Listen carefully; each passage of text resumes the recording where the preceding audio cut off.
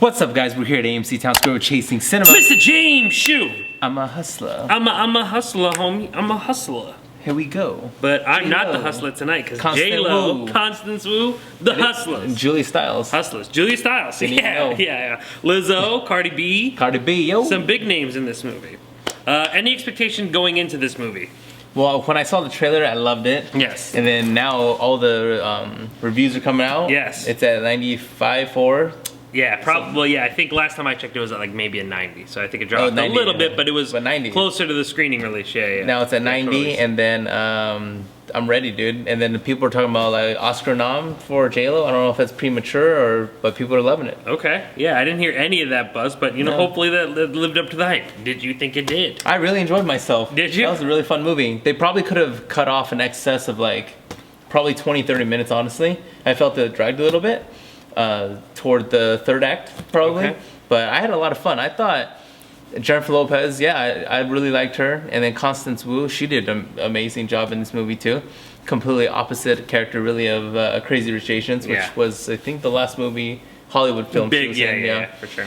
And then, you know who I was really enjoyed too was Cardi B. Yeah, her character, she had such a minimal part. Lizzo, Cardi B, she was probably only in the studio for like 2 days filming, probably max. If even, maybe even just one day. She's probably on screen in total maybe 3 minutes. But the 3 minutes that she's in, she was good. She added value. Yeah, for sure. And her attitude, and I mean, she was in her home. You know, she was in the strip club, so. She was strip, I don't know. Yeah, I did know that. And she said she used to drug guys. Oh, really? I did not know that. Yeah, that was like a thing. So, nuts. But anyway, I enjoyed myself. Probably could have 20 minutes, probably. But overall, really enjoyed myself. Good movie. And then I like the audio choices they did, where the score, the music, and then certain parts they took the stereo out of the audio, and I really liked how they did that too. Yeah, it was good. Yeah, I actually don't disagree. Well, actually, I do disagree. I disagree with you about the 20-30 minutes thing. Like, I thought Hustlers was a really, really strong film. I think I agree with a lot of people. For sure, J-Lo's best moments on screen, probably since Selena. I mean, I don't know the last like great J-Lo performance I've seen, probably since Selena. I mean, she's been in some popular movies, but I mean, she really brought it here. And what's really great is that she has this really, really complex character. You watch the trailer to this movie and you kind of assume you're going to get this kind of half comedy, you know, in the locker room of a strip club kind of movie, and then some kind of comedy heist drama. But this movie is really much more, and there's a lot to it. And I think you brought up a really good point. Like, it's very stylish. This movie has a lot of techniques. One of the best things is that it's constantly jumping back and forth in time. It's not a linear story. We start in 2014, we go back to 2007, and we kind of fall in between the years in between. And I think that was one of the more calculated things. The sound design. You know, there's this really great piece in the movie where one of the characters is mic'd. You know, is wired, and the way that is shot, the audio is really cool, and just a really creative, very stylish choice. So this movie definitely has more than just kind of the comedy aspect. You know, obviously right now this Magic Mike has been out recently, and this was kind of being compared to that as being like the movie that's going to get all the guys in the theaters. But this movie really is so much more to that. I don't want to say that it's probably like the best crime film that's surrounded by females, but I can't think of many that like really come to mind, so this is definitely up there. I think it's a really great movie about sisterhood. I think there's a lot of complex character. I mean, J-Lo's character is super layered. I mean, there's a lot to her character, and what's really great about this movie is that it's not so much surrounded by the events. Yes, we are going through this timeline and we're looking over these things that happened, but we could be in so much detail. You know, there's a very, very particular part in the movie where, you know, of course, like anything, you know, what was the casino tagline? No one stays on top forever. As things beginning to get troubling, you know, we could go into way more details. I mean, we could have talked about, you know, I mean, there's a lot of things that they are left out. We're just kind of told later or told, and it's because it's really not about what they did, but it's about this relationship. It's about this dynamic, this kind of group sisterhood, and there are a lot of characters that are in the movie that don't really ever get the light of day because we are so focused on this kind of duo and this, you know, trio, and it does it really, really well, and I just appreciated I mean, I laughed. I thought there was some really great stylish stuff directorially. I mean, I think that the characters were written really well. I was really surprised how much I enjoyed this movie. Yeah, so much I would love to see it again. Yeah, like it was a really, and J-Lo, I mean, I just kept thinking of like everyone who made fun of her for like Jenny on the Block and like Enough, and I'm just like, wow. Like, I had no idea, you know. I liked Enough and Maid Manhattan. No, don't get me wrong. Everyone loves J-Lo, but there is definitely and Wedding Planner. I think there's definitely a line, and I think for her, she shows it. She's like, oh, I'm not just here to make you laugh and remind you, like, I'm you know, wholesome monster-in-law. Like, I enjoyed that too. Yeah, all good, all fun. I mean, some people would argue about some of those, I'm sure, but this movie is where she's like, I'm very serious. Same thing with Constance Wu. She was really good. I have loved Constance Wu, but I've never seen her be able to really dive into a character like that and kind of go through these range of emotions. Her crying scenes were amazing. Oh man, she was just nonstop blowing me away. I mean, and then the chemistry between her and J-Lo. The very first scene J-Lo and Constance Wu meet, Constance Wu sits in between her legs and then is wrapped in her coat. And, you know, maybe it was just me, but I was just like, that's such an odd way to introduce yourself to somebody. Like, maybe I'm not being in the industry or not knowing the comfort, but I think there's something that they explore here in the movie about this kind of sisterhood and how, you know, women interact and how they kind of always look out for each other. And there's this really great, you know, again, this storyline that you're going through with J-Lo's character and you're trying to learn more about her. It's not a movie that tells you things up front. It's not like, this is J-Lo's character. You constantly are finding things out about who she is and where the honesty lies, right? Because part of you, if you're not familiar with the story, which I wasn't, part of you are wondering if J-Lo's gonna maybe do some really shady things, if she's gonna, you know, all of these things, and these movies keep you guessing at these characters, and it kind of reveals them in a very, really cool way, and I really appreciated it. Again, it was stylish, the performances were good, it was funny, the beats of drama were really good, the Wolf of Wall Street, there's a lot of subtle social commentary in here.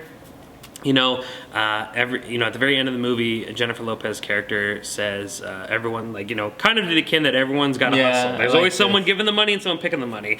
And that's, you know, I mean, the movie talks quite actually a lot about the financial crisis in 2008. It talks about reality TV and the Kardashians. They have this really weird moment where the characters are watching the Kardashians, very young Kardashians, early on Kardashians, on the television, and it's very much kind of talking about just the way that people are hustling in America and the way that we spend money and the people who have money. And it has all of these really great aspects to it. And thematically, I think when we get into that conversation, you know, were these women any different than the guys at Wall Street? All these kind of conversations that are started are all just really feeding to the depth of this movie. So much so, again, that I think a second watch would reward a viewer to see. Because I've always said, you know, the one of the craziest things that I've ever talked about with people, some people just feels like that movies make decisions just for the sake of making them. But there was a particular reason why this movie was set in 2007, 2008, in that time frame. And that movie is kind of putting you on this time frame to go along with what's going on with the country, with technology, iPhones, and that is really referenced a lot in this movie. So we're kind of constantly talking about just how hard it is for people to survive and what they have to do to make money. So Keeping the movie, up with Joneses. I mean, yeah, and not even that, but I mean, just to survive.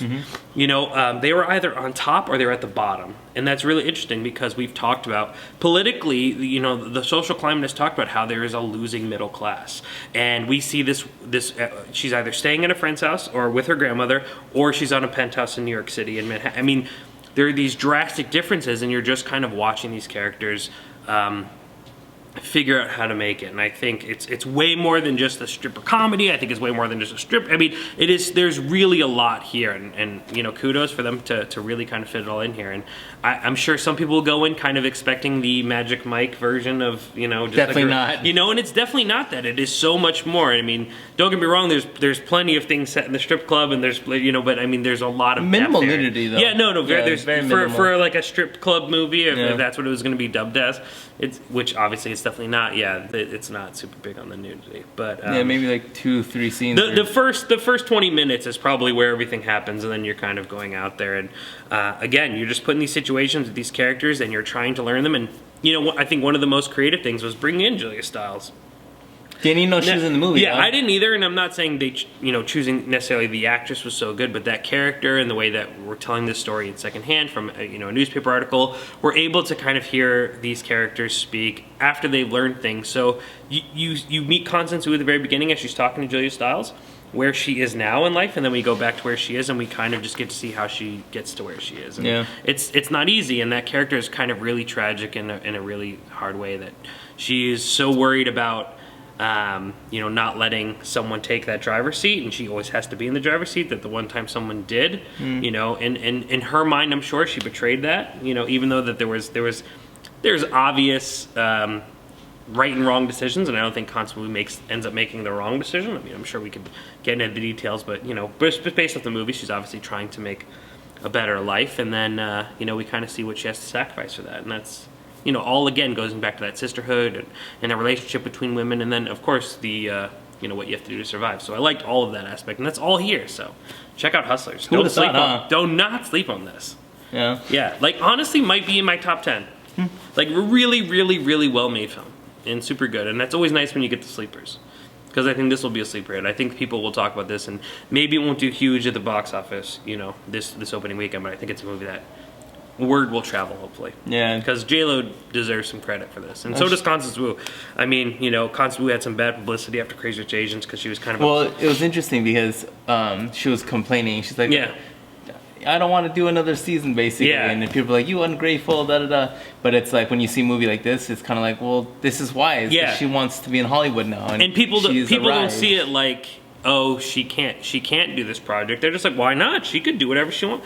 And that's not true. And like, of course, as a free person, she could take on these projects, but then ABC goes, well, you are playing a mom on our family television show. We don't know if we want you promoting this kind of movie. And I'm not saying that is what happens, but the more money that you make and the more successful you are, the more people that get to say what you can and can't do. Well, not even that. We were talking about Kirsten Stewart really earlier, about how she was told she shouldn't hold hands for her girlfriend to get roles and all those things. Like, there's so many people in Hollywood that are dictating what these people do, and it's not even directly or even necessarily legally or probably ethically, but it gets really tough. So I understand, because this is a role that is super hard for her to sell while she's the mom on Fresh on the Boat. But it also shows you the incredible range she has, because I've said no one has made me laugh harder than Constance Wu on television in recent memory. But man, has she come like completely 180 here, and I'm really happy for her, because I think Not she's a great even that actress. though. It's like TV series, when you're doing 20 episodes, you're taking 9 months out of the year. Yep. So she only has 3 grinding. months. Yep. You're working in the TV is very much the 9 to 5 of this industry. And she can't do another movie in 3 months. Yeah, and it's not and realistic. This, and it takes a lot, and I'm sure this toll, and I'm sure she did a lot of research. I mean, she was just unbelievable in this movie. Both of them were, and I don't know about Oscar nominations. It's very early, and I don't. As good as they are, I don't know. I'm sure we're still going to see some amazing things, but I definitely want people to see this. So go see Hustlers for sure. Love it. Next week we got another good one. The conclusion, maybe, to Rambo, the 5th and final, possibly, but for sure the 5th. Yeah, let's not. You never. I'm not gonna say it's the last. Yeah. Until Sylvester Stallone is dead, Then he it'll can be- keep on going. Yeah, because He could be 90. We've gotten a lot of and last still in better chapters. shape than me, Yeah. and still kicking butt John Rambo. and shooting people and killing them. Do you like the Rambo movies? Have never seen that one Rambo movie. Mr. Never. Wong likes the Rambos. Never I am seen gonna one. We should watch some Rambos. I'm gonna try to rewatch them before next If I week. wasn't so busy with Grubbistry, I probably would. Grubbistry, if you don't know what that is, Da da da. that wasn't planned. Make sure to click that white eye I don't and got check time, out that though. channel. But yeah, Rambo next week. But Rambo. I'll watch Rambo 5. Last Blood. Final The Blood. Last trailer Blood. looked good. Yeah. Last Blood. Yeah, Last Blood. the That trailer makes sense looked because good. it was first blood. Last Blood. Yeah. Trailer looks fun. The new trailer. Yeah. The first couple ones didn't sell me, but this one I was just like, okay. The first one sold me. Yeah, Because the song. Yeah. Just the name, right? Just the song. Just the See, name. because I was not a big Rambo guy. In the argument of Stallone and Arnold, I was always Arnold. Pretty sure. Yeah. Besides Rocky, I mean Rocky, but Rambo was never like the thing that I. I never even watched yeah. Rockies. Yes, My but first to the Rocky was Rocky 4. If I had top of my head, not thinking, I'm sure there'll be someone that'll be angry with me. It had Stallone, so I think it's Arnold, Terminator 2, right? And while most of the Stallone's all down here for me, Rocky's right there. You know what First did it for Rocky. me though was for Sylvester Stallone was Over the Top. I enjoyed that movie. Over the Top. I really enjoyed. I was like, what? But Get Demolition that Man. thumb over. Demolition Man is my favorite Sylvester Never Stallone seen movie that. besides Rocky. Oh. Oh my god. Wow. You've never seen Demolition Man with Wesley Snipes? Wow. That was in the 90s. Sandra Bullock? I know Taco Bell's in it. Yes, Taco Bell of course is in it. We need to watch Wow. that. We really, really need to sit down and watch that. We need to make a video. about it. Cliffhanger. Never Oh seen my that. gosh. I've never seen Fifth Rambo. Element. I'll conclude. Okay. But see, I could see you not watching Fifth Element. That's a That's big a one. bonus. But yeah, it is a During big that- in one. that whole- And you like kind of the weird sci-fi stuff. Yeah. That one was good. Next week, Rambo comes to conclusion. Make sure you join us here at AMC No, it's Town not gonna be a Square. conclusion. He's gonna be 90 still making these. Maybe. And we'll probably still be doing reviews. They and did talking call it about Last Blood. It is So. called Last Blood. But I mean, granted, Saw 5 was called The Last Chapter, and there was 2 more. Dun, dun, dun. Dun, dun, dun, dun, dun, dun, dun. Join us here next week at AMC Town Square, Texas Guide 702. 345, 618. Or comment below if you want to join us because it should be a good time. And it's probably gonna be at 9 o'clock. Probably going to be at 9 Just a o'clock. heads Just a up. heads up. Going to be a little bit early, so we're going to get you out of here earlier, which means just more time to enjoy with your friends. Yeah, that's the reason. Jesus, when it comes notice. The film Lovers Upside. Oh.